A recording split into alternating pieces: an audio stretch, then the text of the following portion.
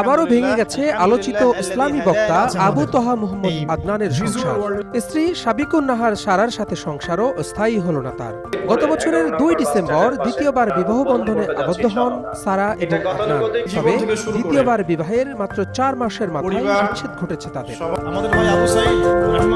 ঈদ উল ফিতরের আগে চাঁদ রাতে আবু তহা আদনান তার স্ত্রীকে তালাক দিলেও বিষয়টি এতদিন ছিল গোপন। ৯ মে তাদের বিচ্ছেদের খবর নিজেই নিশ্চিত করেছেন সাবিকুন নাহার সারা। ঈদ উল ফিতরের চাঁদ রাতেই তাদের মধ্যে চূড়ান্ত বিচ্ছেদ সম্পন্ন হয়েছে। আবু তহা আদনানি তাকে ডিভোর্স দেন বলে দাবি সারার। দীর্ঘদিনের পারিবারিক কলহের জেরে গত বছরের ২১ অক্টোবর আবু তহা সারা দম্পতির প্রথমবার বিচ্ছেদ ঘটেছিল।